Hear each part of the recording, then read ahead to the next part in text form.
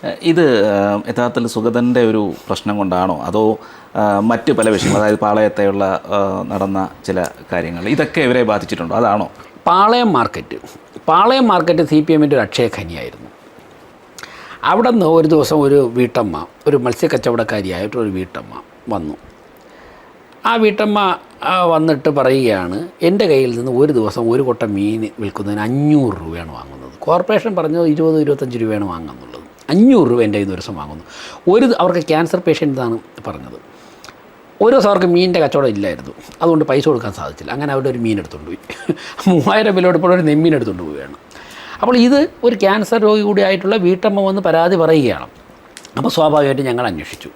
അന്വേഷണത്തിന് ഉത്തരവിട്ടു. അന്വേഷണം വന്നു. അന്വേഷണ റിപ്പോർട്ട് വന്നപ്പോൾ 100 കണക്കിന് ആൾക്കാരുടെ കയ്യിൽ നിന്ന് ഇങ്ങനെ 500 രൂപ വെച്ചിട്ട് വാങ്ങുകയാണ്.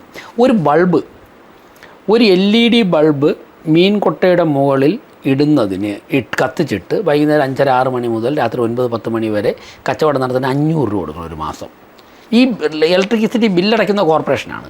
പക്ഷേ ഇവർക്ക് ഈ പിരിവുകാർക്ക് 500 രൂപ കൊടുത്തില്ലെങ്കിൽ ബൾബിടാൻ സമ്മതിക്കില്ല, ഓഫ് ചെയ്ത് കളയും.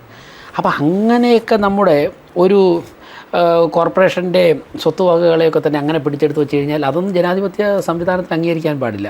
കോർപ്പറേഷൻ്റെ സ്ഥലത്ത് ഇവർ സ്വന്തമായിട്ട് കടകൾ കെട്ടുകയാണ്. കടകൾ കെട്ടിയിട്ട് 3000 രൂപ, 4000 രൂപ, 5000 രൂപയ്ക്ക് പെർ ഡേ ആൾക്കാർക്ക് വാടക കൊടുക്കുകയാണ്, CPM നേതാക്കന്മാരുടെ അനുയായികൾ. അപ്പോൾ ഒന്ന് ആലോചിച്ച് നോക്കൂ. ഞങ്ങളതൊക്കെ പൊളിച്ചു മാറ്റി. ആ അൺഓതറൈസ്ഡ് കൺസ്ട്രക്ഷൻ മുഴുവൻ ഞങ്ങൾ പൊളിച്ചു മാറ്റും. ഇതൊരു 40-45 വർഷമായിട്ടുള്ള ഒരു ഇരുമ്പുമറയ്ക്കുള്ളിൽ നടന്ന ഈ അഴിമതികൾ ഓരോന്നായിട്ട് പുറത്തു വരികയാണ്. തീർച്ചയായിട്ടും ആ അഴിമതികളൊക്കെ തന്നെ പുറത്തു വരും. സർക്കാർ വസ്തുക്കൾ ഇവർ കൈയടക്കി വെച്ചിരുന്നു എല്ലാം തന്നെ ഞങ്ങൾ തിരിച്ചു പിടിക്കും. അതോടൊപ്പം തന്നെ ഏതൊക്കെ തരത്തിലുള്ള അഴിമതികളാണോ അതിലൊക്കെ ഇനിയിപ്പോൾ ശക്തമായ അന്വേഷണങ്ങൾ നടക്കും. അങ്ങനെയൊക്കെ വരും. അങ്ങനെയൊക്കെ വരുമ്പോഴേക്കും ഇവർക്ക് വരുമാനമൊക്കെ നിലച്ചിട്ടുണ്ട്.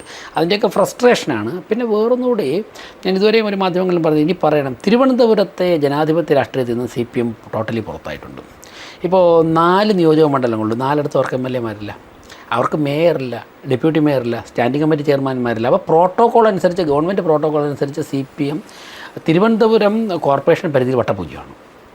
ഒരു ഗവൺമെൻറ് ഔദ്യോഗിക പരിപാടി വന്നാൽ പോലും ഇപ്പോൾ ചുമതല വഹിക്കുന്ന, ജനാധിപത്യപരമായിട്ട് ചുമതല വഹിക്കുന്ന ഒരു വ്യക്തിയെ പോലും ഇൻവൈറ്റ് ചെയ്യാൻ പോലും പറ്റാത്ത ഒരവസ്ഥയിലേക്ക് ജനങ്ങൾ CPM മാറ്റി.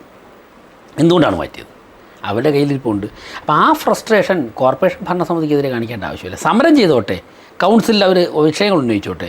പക്ഷേ ഈ കയ്യാങ്കളി രാഷ്ട്രീയം അവർ കഴിഞ്ഞ 2-3 ദിവസമായിട്ട് കോർപ്പറേഷൻ്റെ പുറത്ത് സമരം ചെയ്യുന്നുണ്ട്. ഞങ്ങളാരും ഒന്നും പറഞ്ഞില്ലല്ലോ. ഞങ്ങൾക്ക് പറയേണ്ട കാര്യമില്ല, അത് അവരുടെ അവകാശമാണ്, അധികാരമാണ്. പക്ഷേ മേയറുടെ റൂമിൽ വന്നിട്ട് തടയുക, മേയർ കയറാൻ പറ്റില്ല എന്ന് പറയുക, അങ്ങനെയൊക്കെ പറഞ്ഞു കഴിഞ്ഞാൽ അത് വിട്ടുകൊടുക്കും.